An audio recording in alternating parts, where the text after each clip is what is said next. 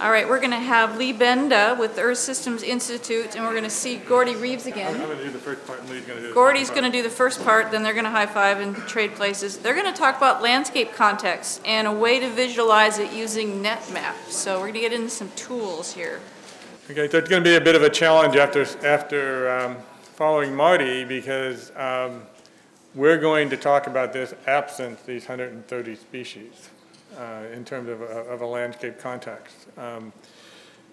One of the things, well, what's going to happen? I'm going to talk about sort of some ideas right now, and then Lee will talk about some of the tools and ways to use them, and then I'll finish up with some closing comments. But just some history. Okay, this is where we were before the Northwest Forest Plan. Roughly 100 feet on the side, on each side of the fish-bearing portion of the network. At the time, this was considered rather radical, and believe it or not. There were very few forests that even did this. And we went to the Northwest Forest Plan, and this is where we got to on the landscape. You know, as Marty said, you know, when we developed option 9, it was with a half a tree height along the fish-bearing portions of the network, and I actually went back and reread FEMAT. There was a total expectation that those buffers could be or would be adjusted through a watershed analysis process, and in doing the assessments for fish, that was fully considered in there. That the expectation is that some of those areas which the interim buffers would be adjusted and activity would occur within the riparian reserve network itself. This was our naive vision of what we thought watershed analysis might end up looking like. At the time, that we were just, you know, we knew something about the landslides, and these were areas in the watershed that would make the greatest contribution in terms of non-fish-bearing streams and delivery to the fish-bearing portions of the network. This is what we promised to Jack Ward Thomas would happen during the watershed analysis process. I can't tell you how many times my ass got chewed out by that guy when he was chief because it didn't. Weekly, literally weekly, I got a call from him asking when we were going to see watershed analysis change the boundaries. And it never happened. Okay, part of it was there were just too many things. I mean, Marty just pointed out that, you got 130 other organisms to consider. In addition to all the other demands, it just became an overwhelming task. And as a result, what was interim essentially became permanent. There were a few attempts at doing this. The Augusta Creek, the work that Dee Dee was involved, I think Stan was involved with it, a number of other people here, where they attempted to move those riparian reserve boundaries around, decrease them in many cases, into this landscape level approach. This was probably one of the best examples we have. Okay, it was a tremendous effort at the time. Unfortunately, it never went anywhere because of people's concerns about a whole host of issues, okay? So even though when we tried to do it, we were unable to do it at the time. But now I think there's a recognition in the scientific community that, one-size-all-fit buffers, which is essentially what we've been stuck with here recently, is maybe not the best way to look at it from an aquatic perspective, and that what we need to do is to consider ecological context. And by this I mean, we've learned a lot in the last 20 years, and one of the things, I think one of the major things we could point to is the fact that everything doesn't happen everywhere in the watershed, that some places the places are different in terms of their ability to deliver wood. Some places are going to be more susceptible to warming than others. Some places are going to be more productive in terms of their potential to produce fish. We didn't have this understanding, we didn't have this knowledge 20 years ago when we developed the Northwest Forest Plan. I think we were hoping we would, and I think we can incorporate some of this understanding into thinking about different ways of looking at the landscape now. Okay, one of the simple ways is right here. This example that you've probably seen a couple times now about the different sources of wood, intrinsic potential. The idea that different settings in the landscape are going to have a greater capacity or a greater potential to produce a particular fish species than others, okay? It isn't that every, where you have coho, high potential for coho, you might not have for steelhead and vice versa. Okay, what I'm going to do is turn it over to Lee, and he's going to talk about some tools to how you might get at this, and then I'll show you some examples of how we apply it. Thanks, Ray. I put this slide in because it sort of reminded me of, I could have just named the slide, what am I doing here? Or why are we building tools like the one Sam showed this morning and other tools you saw this morning, including forest growth tools. And we are tending to think about outside the Northwest Forest Plan Area too. Our general target area is the Western US. And for these tools we're creating, and I'm not a biologist, but I just wonder, because I ask people what proportion of the forest have been impacted in the last 200 years by all kinds of things you can imagine, and I get a number of 90%. So the question is, generally people think about reserves and conservation reserves as protecting pristine environments and natural processes. So this concept of a uniform buffer laid upon an altered environment is really a different approach to conservation. And I think that's one of the reasons why it's going to be a bad fit. And partly what's motivating what we're seeing in the move towards what I would call a spatially explicit riparian management. That term came out of California in the last year. They reevaluated the riparian rules, and they actually, these are for salmonids, but they put a clause in the state forest practice rules that said you could conduct spatially explicit riparian management, whatever that was, right? So the onus is on the proponent, whether they want, whether it's a state or the private industry. It doesn't cover federal lands. So obviously you're hearing today there's some ecological arguments in favor, but with exceptions. So for example, I don't think anyone's saying let's go into an old growth forest and thin it. But what we're seeing is that there's altered forests, and so there's no wood in the Oregon Coast Range streams because they splash dam them, and then you have these dense second growth stands that don't produce wood for 150 years, and there's endangered species. Now if you add all those up on the board, it just doesn't make sense. And so I think that's what's happening. And then, as Gordy just mentioned, many of these things that you've seen today is only in the last decade. The high-resolution digital data, whether it's vegetation, satellite, Google Earth, digital elevation models, the models for watershed processes, hydrology, debris flows, erosion, wildfire, that's all in the last 10 years. It's not that it's not building on the previous work that was done, and of course, advanced GIS systems.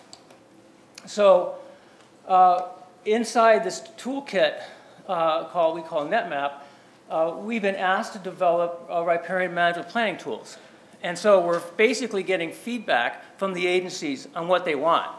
So we're not sitting in an ivory tower making up models and putting them out. It's more as if we're getting feedback from the actual user group. And so I just want to mention a few of those things, what they are. And you saw today, like Tom Spies and Michael Pollack on the forest growth, and and Stu Johnson's been working with us on this. That obviously affects every other single template you see up on the board and others up on the screen. And these geospatial models, like intrinsic potential, there's one for erosion, there's debris flow predictions, and these are using 10-meter elevation data, which is pretty good considering that when the forest plan was developed in 1992 or 3, it was 90-meter in Southwest Washington. And now we're getting LiDAR. So your ability to dissect the landscape at really small spatial scales and extract the heterogeneities is just skyrocketing. So that just builds on what Gordy was saying. So there's upslope sources of wood, there's the thermal environments, and you saw Sam Litchard talking about wood sources and recruitment. And so there's a whole series of things now, and now what you do is you put this together at the watershed scale, and you simply look for spatial overlaps. At the very basic level, you say, where's the best fish habitat related to the worst erosion potential or the worst debris flow potential? Or you might say debris flows as positive influences if they have large wood. And the same thing goes with thermal. So if you just look at a physical representation of thermal loading, it's really quite straightforward. If you take all the vegetation off, It's simply topographic shading, azimuth, time of the year, solar angle, and stream width. That's it. And so you can get a bare earth representation at the hottest time of the year or integrated over a couple months of thermal loading, and then you can put a forest next to it of any size you want. In this case, it's a fully forested, maybe 100-meter tree, 50-meter tree, and then you can basically do a sensitivity analysis of where, if you had a wildfire, or if you're going to clear cut it, because these are private lands as well, and they're clear cutting up there, where you might get a reaction because of increased thermal loading. Other things being considered, though, as we saw from Steve's talk on hyphoric flow and stream azimuth. So you can just play scenarios, right? Now, because you want to apply this concept at a large scale. So this is, oh, it's got to fast forward too. Sorry. So on the x-axis is just buffer width, and it goes out to about 30 or 40 meters. And then this is radiation to the channel. The vegetation densities go from 0.4 to 1. It's a law called Beer's law in these thermal loading models. So a vegetation density of 1 is impervious to light, energy. So that's why you see a flat line. And the reason it's not 0 down there in the black is because it's getting ambient energy, and it's getting right through the very canopy at the top of the channel. But then you can just go up and see the different effects. 0.8 is what people have been using for the Oregon Coast Range. Dense second growth store, can't see anything under the canopy. If you go to eastern Oregon, it might be 0.4, 0.5. So these kind of curves start indicating what kind of buffers you can design. And this is one of the early slides that Sam made, and it's number of pieces per 100 meters, and this is the year using a FVS plot. And so you can have so you've got no thin, and there's bank erosion. So you can dial in bank erosion if you want, 1 millimeter a year, 5 millimeters a year, and you can put in different buffer widths. And as you can see from what you've heard so far, the buffer widths to protect certain amounts of wood might vary depending on the sources. If upslope sources are 65%, then the buffer widths could be less. But in areas like what Tim Beachy was talking about, wide rivers, they might be even wider than 1 or 2 tree heights because you want to capture that floodplain. So these are just general examples. And then, from a forest management point of view or a regulatory point of view, how do you assemble the pieces? It basically means you have a spatially and temporally explicit way to manage the forest and the resources in it. And so, how am I doing? Okay. So for example, the upper parts, those circles, it says no coho steelhead habitat, that you could basically thin to the deciduous band because no one wants to worry about the deciduous band, or if there isn't a deciduous band, you just thin right to the stream. And where your target is, larger trees in the riparian zone for different species that may not be fish. But then you're going to have areas in the lower end of this tributary in the LC that has really good coho or steelhead habitat. And you might want to have a larger system. You want to have a 100-foot buffer, or you could vary the buffer width, or you could tree tip, as Sam was showing, and actually put wood in. These streams have been splash dammed. They have small trees next to them now. Are we going to wait 100 years? Or are we going to put some wood in now over a series of cycles of thinning? Or just restoration. You could just tip them in that way. So that's the lower end. And then here, these lower arrows. These are debris flow delivery of wood. And this map is a derivative of all those little maps I showed you for this watershed. That's a high debris flow potential. You can see the stream is like asymmetrically located in its watershed, so the steepest spots are on this facing hillside here. Tributaries are steep, so it has debris flow potential. What do you do there? There's no fish. You go right to the stream, no buffer, and your target is over centuries, because when you start thinking about debris flow delivery of wood, you don't worry about next year. You're talking about centuries. That's what you're doing. You're managing headwaters for century processes, because that's the time scale that debris flows operate. And even though there might be a frequency of debris flows of once every 200 years per site, what if you have 100 sites? That's 1 every 2 years. Now, that's an average, and it's obviously occurred stochastically. So this says, you know what, in those headwaters, you might want to support big trees, don't worry about wood, and get the big trees into the stream. And I just want to throw this in because as soon as you get in this game, you have the ability to think about other processes. And there are people who are thinking of, if you have holes in the canopy, and there's been some previous studies to this effect, that you actually, it's the biggest bang for your buck to produce food, fish. Fish for food, and then the fish that follow. So can you imagine a very dense second growth stand like this, if you cut some holes in it, even if they were thinnings? What would you get? In terms of, you could imagine that if you didn't do that and you had some landslides at those 3 points that opened up the canopy, it's almost guaranteed you walk along that stream, it would be the most biologically productive point in the whole network. So there's that, and then what about the fire management climate change issue? That's a riparian zone in Idaho, I think it's Idaho. The riparian zone burned and went up the riparian zone, and the other sides are managed and didn't have the same kind of fire potential. And probably different species as well, but I mean, this is an example. And so all across the western United States, they're creating fuel loading categories and fire risk. So you can go to the web, you can grab those down, and you can layer them on any other series of models if you want to get a sense of your fire risk impacts to fisheries. And you might want to have a pre-fire management or even a post-fire management policy and approach that tries to dial back the negative effects. And roads. That's a big deal. Like every national forest in the United States has to have what's called a minimum road analysis by 2015. That means they're not getting enough money from Congress to support the road networks they built in the 60s, 70s, and 80s for timber production. So they have to put them to bed or store them. But how do they know which ones to do? And every national forest kind of operates on its own, right? There's a little cowboy mentality there.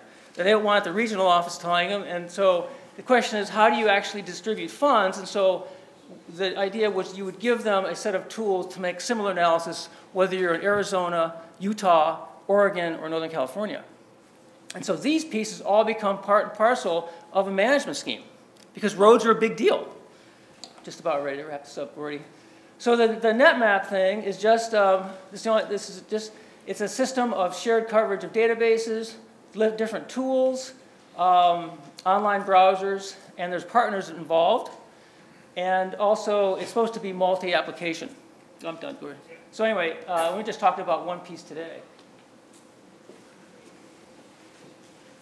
Okay, I'm going to real quickly just show you a couple examples here of thinking about this, how we might put these tools together at a larger landscape. And what we've done is come up with some stream segment categories here. And this is just an example. Don't everybody hit the panic button or write the numbers down, because they don't mean anything other than an example here about how we might use this tool in terms of thinking about the landscape. So what we've tried to do is say, okay, where are the ecologically really important sensitive areas? And that's what we've defined here in terms of category 1 with, we've said medium to high IP for any species, and again, how you put these together, I'll talk about that in a second. Or it's going to increase, the thermal loading is going to be more than 10%, or it's medium to high potential. So that's the stream category 1, and this is identified here in red. So these are, from an ecological perspective, are the most important, most sensitive parts of the watershed. That's the fish-bearing portion of the network. What you see here in green are areas that are low IP, not going to likely to warm up if they're going to be with modification of the riparian zone, and there's low to erosion potential. So you can think of your management options might be very different there, and the range of things that you do might be very different there than you are in the portions of the red. And then we look at the non-fish bearing network, and you can barely see that in this example, these orange areas. These are the ones that are going to have the highest potential delivering to the fish bearing portions of the network, okay? Landslide prone areas. You might do something different there than you do in the areas that are not these light blue areas, which are headwater streams that have a low potential. So one of the things, this is strictly, again, coming from an aquatic perspective. It's one way of looking at the landscape and beginning to think about what your options might be to manage your set of tools or options you have for managing any different zones, rather than just looking at it as everything as being similar across the landscape. And this is going to vary quite tremendously depending on where you are. That was one example from the Cascades. Here's an example from the Coast Range. You can see the stream density is much higher, much more dense. You're going to have, if you could hone in on this map, you'd see be a lot more red and orange in this area. But the idea is to begin to look at the landscape in terms of what is going on ecologically and in terms of its sensitivity. And this is something we haven't done before, but I think we've got the capacity to do that. Now, there's going to certainly be some challenges, okay? It's not as simple as saying we're going to do this, because one of the things is what are the criteria that we're going to use to establish these different areas? You know, I mean, I showed, you know, here, you know, what we showed, these are just the examples. You know, maybe someone would say, well, maybe what we want is a different intrinsic potential value. But this is the kind of, you know, this is the concepts are here, the details are going to have to come. So I don't want to present the illusion that it's going to be simple, because there's going to be lots of discussion about that. And then the last thing is, what are the ecological values going to be? Everybody's going to, you know, have their own perception about what is the specifics of the criteria that we're going to use. But I think we can, you know, what we have now is we've got the tools, we've got the basis for doing it, and we can start to think differently. Now the challenge will be, you know, some of the things that Marty has presented. But one of the things to keep in mind, we're talking about landscape level assessments that were done in the Northwest Forest Plan. That doesn't say that you have to have everything everywhere all of the time. That there can be, you know, when you're thinking about some of the organisms that Marty was considering, maybe these orange areas where we would say we want to really maintain large buffers on those systems, the question then becomes, is that adequate to meet the needs of these species? Or do the species that Marty's talking about need something everywhere on the landscape? And I think these are the challenges that we face in terms of trying to move forward with this idea of ecological context. So with that, any questions or comments? I'll offer after break. Yeah. Okay.